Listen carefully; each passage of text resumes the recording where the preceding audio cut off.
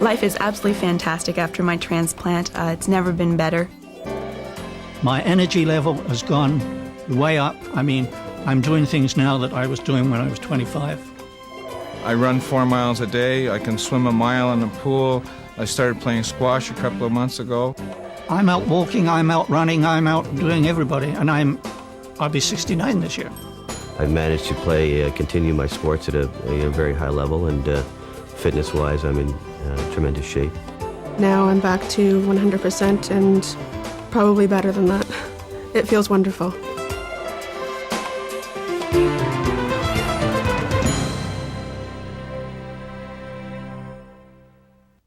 There's nothing more rewarding than seeing our transplant patients do well after their surgery.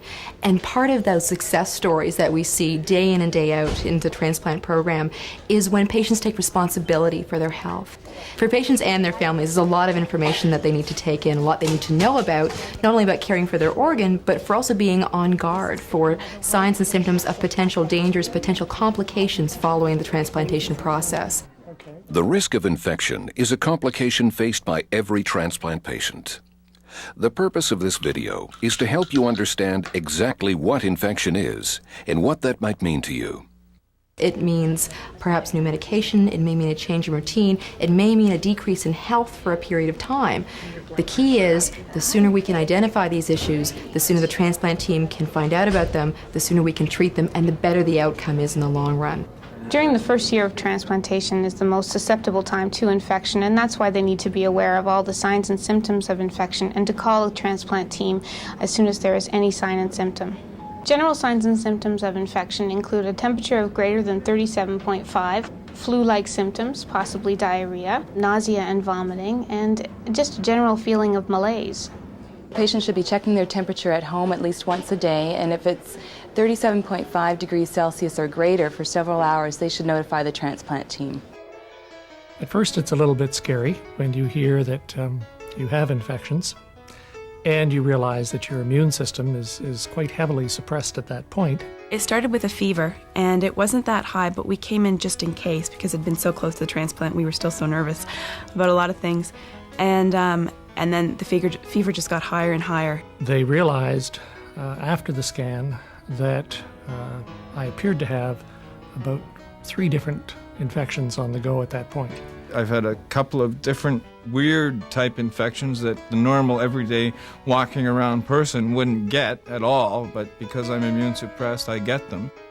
All transplant patients are prescribed drugs that affect their immune system. The immune system is your body's natural defense against invasion from cold and flu viruses, bacteria, and other foreign bodies, including your new organ. The immune system operates through the bloodstream. Here, specific types of cells, called T cells, are on constant lookout for foreign invaders. When they recognize something that doesn't belong, for example, a cold virus, they send out a signal, bringing in whole armies of other T cells to kill off the invader. Your prescribed medications affect this defense system and protect your new organ. However, they also lower your resistance to other health complications. It is therefore very important to take your medications exactly as prescribed. Monitor the results very closely and report any signs or symptoms as soon as you notice them. I'm on 13 medications, and I take them very conscientiously every day at the same time. It might take a bit of getting used to at the beginning, maybe for the first couple of months, because you want to make sure you don't miss taking your medication. But after a while, it's nothing. It's automatic. Respiratory tract infections, which are one of several common types of infections which transplant patients may experience, are most likely during the winter months, when cold and flu viruses are quite common. If the patient was experiencing an upper respiratory infection, they need to call their transplant coordinator and let them know the symptoms. Those symptoms may be watched for 24 hours, or the patient may be brought in to see the physician and possibly get started on antibiotics. Viruses typically are not treated with antibiotics, so there may be times when we have to just really watch the patient carefully and see whether it progresses into the chest. Infection was always a concern for me because we knew what the risks were when we were getting involved with the whole process. Because infection is a major problem with transplantation, especially with these patients with cystic fibrosis, because we have infection in our system all the time, and even after transplant, it's still an issue. About 2 days after the transplant, they realized that I had an infection. And the infection that I had was because of my cystic fibrosis. It was one of the complications that is related to that kind of a transplant with my type of disease. Another common type of infection is urinary tract infection, caused by bacteria entering the urinary system.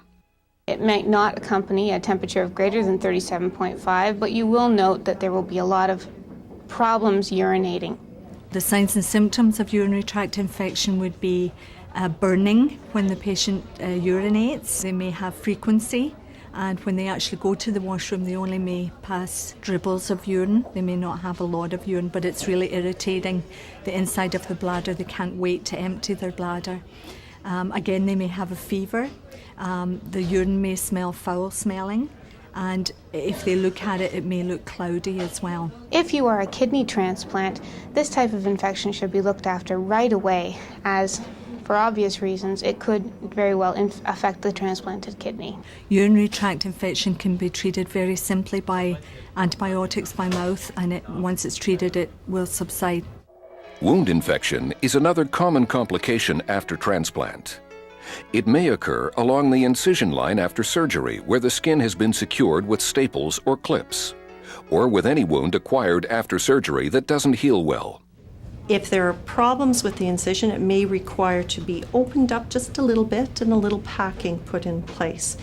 What can the patient look for? Well, they can look for about 5 different things: temperature, redness, swelling, pain, and discharge. And number 1 is always temperature. They can take their temperature with their own thermometer, and if the temperature is above 37.5, that might tell us that there's a bit of a problem with infection coming up.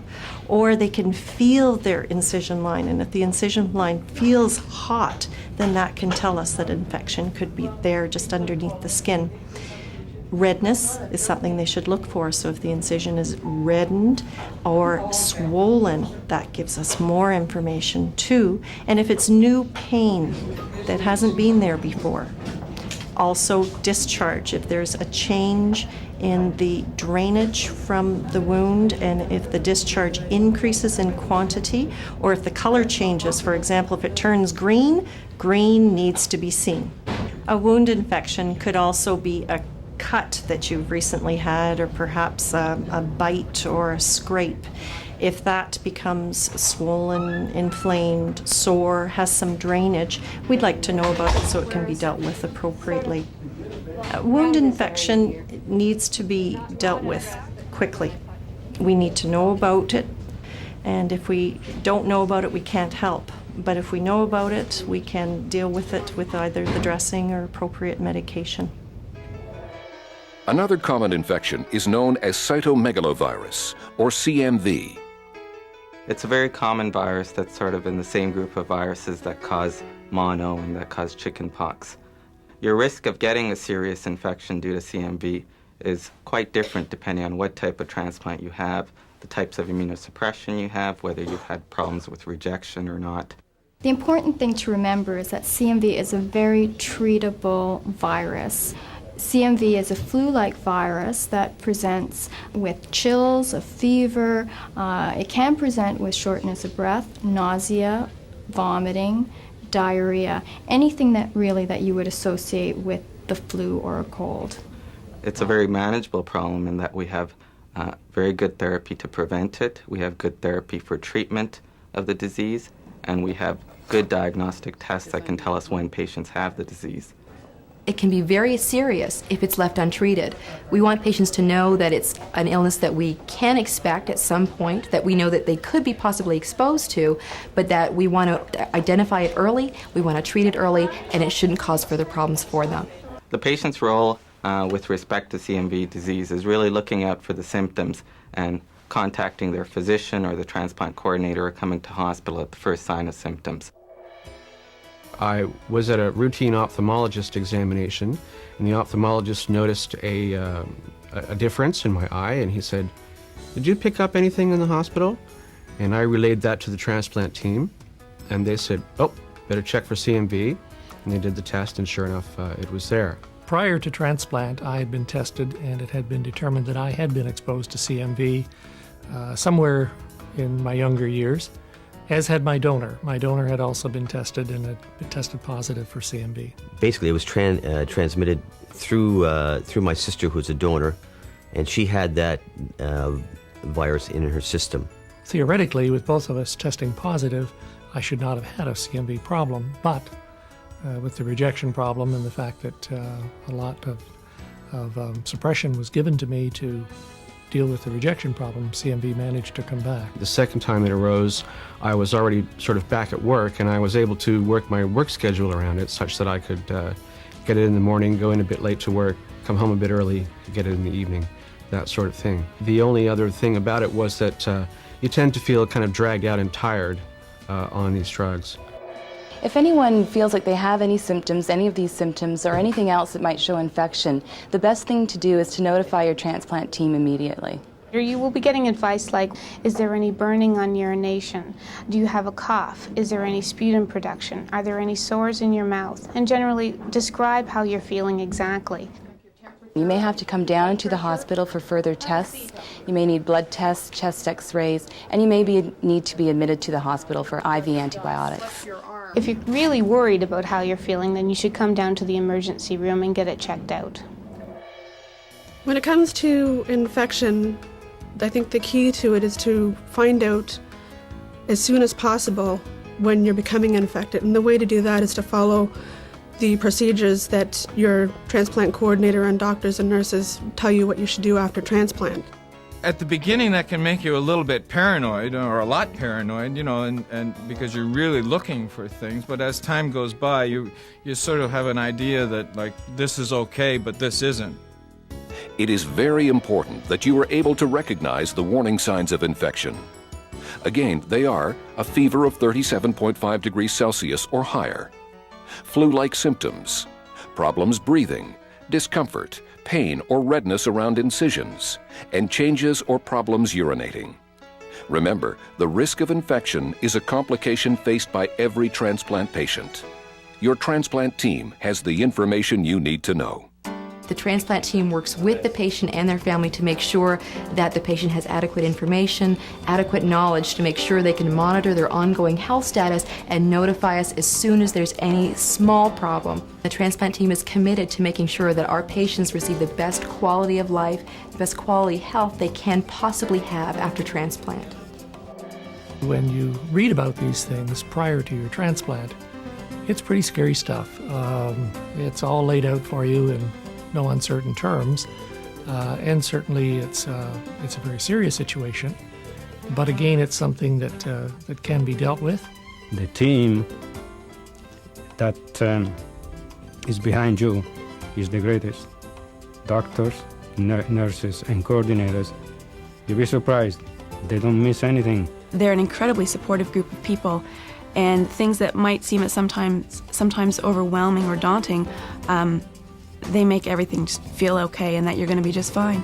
If something starts to, feel not quite right, I call my coordinator, and she takes it from there. Really, it's your own responsibility to make sure that you stay on top of it. If you have any suspicion at all, give them a call. It's a piece of cake, and they'll check it out and make sure that you're fine.